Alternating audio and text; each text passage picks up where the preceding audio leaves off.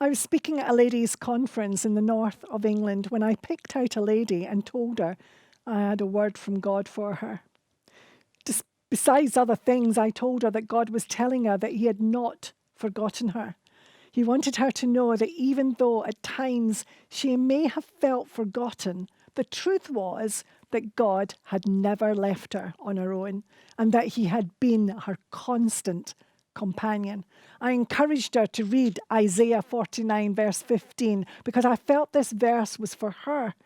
Later she told me that she had recently said to her pastor, "I think the Lord has forgotten me." Those words from God were like a refreshing drink which brought hope to her heart and her situation. Are you feeling as though God has forgotten you? Have you been praying and yet your prayers don't seem to be answered? Sometimes as we go through life, it can seem as though God has disappeared totally from planet Earth. It can seem as though at best he doesn't seem to care. Sometimes we go through horrendous situations and it can feel as though we are totally on our own. Heaven seems so silent. And you ask yourself, does God care?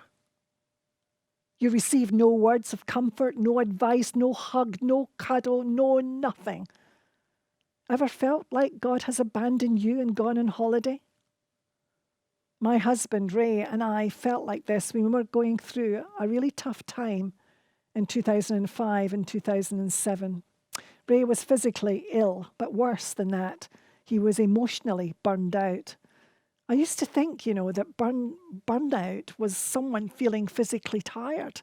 But actually, burnout is the closest thing I have ever seen to a mental and emotional breakdown.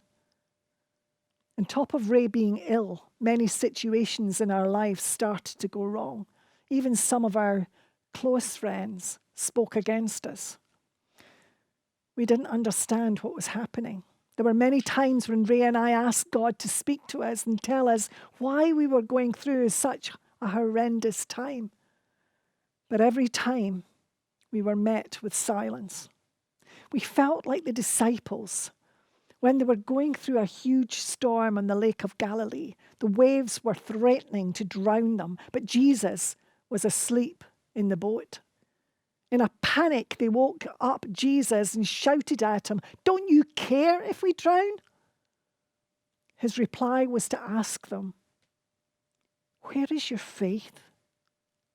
You see, Jesus was in the boat with them. And if he was in the boat, they should have known that they would not drown. However, in the midst of a storm, it is easy to panic. Ray and I identified so much with this story.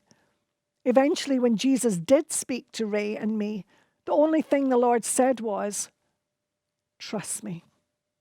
I'm in the boat with you." As our horrible journey continued, we clung to the fact that we knew deep down that the Lord really did care about what was happening to us and that he loved us both immensely. It was such a mysterious time, but we discovered that mystery can be a gift that enables us to have peace and rest in our hearts, even when we don't understand what is going on. It's wonderful to know the truth, that even when heaven is silent, this does not mean that the Lord is not with us. The fact remains that he never left us, not for one moment. Through our storm, we found treasures of great worth. We found that our trust in God was strengthened through our hope in him. The full story is in my book, Treasures of Darkness. Circumstances like these can often make us feel alone and abandoned.